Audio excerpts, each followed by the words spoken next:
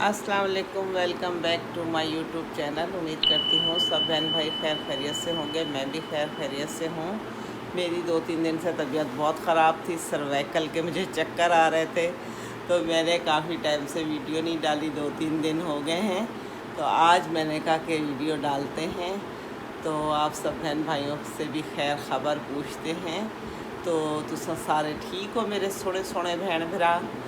और जो है ना, आपने मेरी वीडियो को लाइक करना है, सब्सक्राइब करना है। जितने भी लोग देखो, तो मैं बताने जा रही हूँ, सितारा यासीन की भतीजी चली गई घर अपने।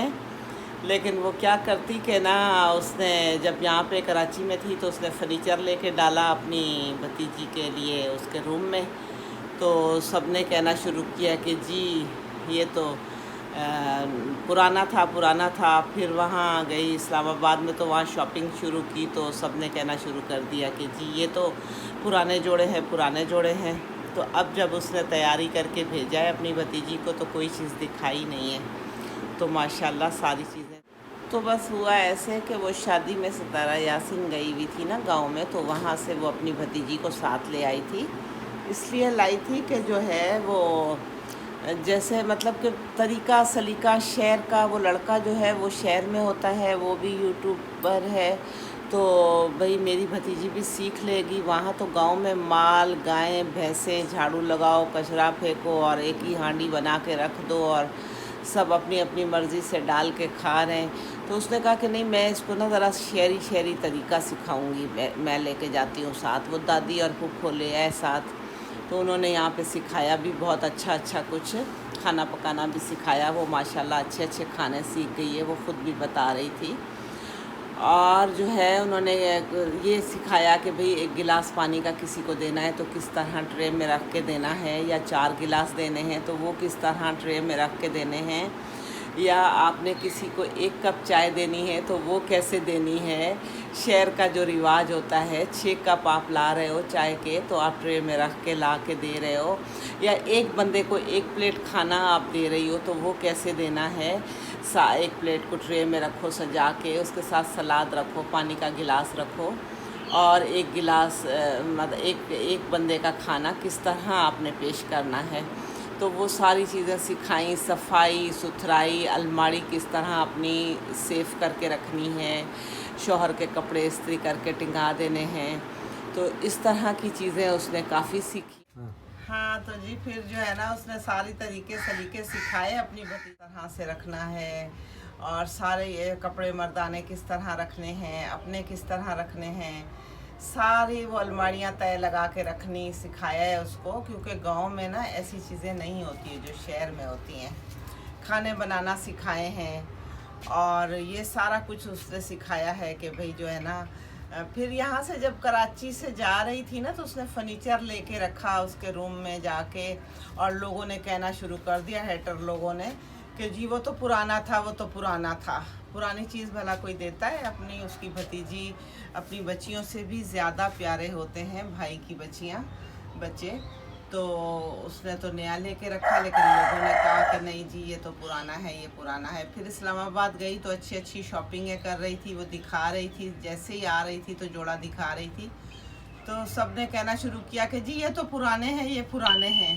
तो अब उसने किसी को कुछ भी नहीं दिखाया है, माशाल्लाह से खूब बैग भर के अपनी भतीजी को दिए। कपड़े, जूतियाँ, चूड़ियाँ, ज्वेलरी, जेवर, गहने, जो नकली गहने होते हैं, वो असली चीज़ें दादी ने दी।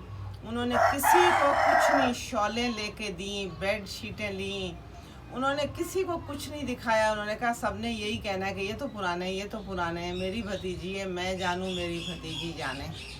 सुबह के टाइम गए फूफी भतीजी अपना वॉक करने के लिए। भतीजी ने कहा फूफो रोज़ रात को हम वॉक करने आते हैं, तो आज चलते हैं सुबह के टाइम, क्योंकि हम शाम में जा रहे हैं।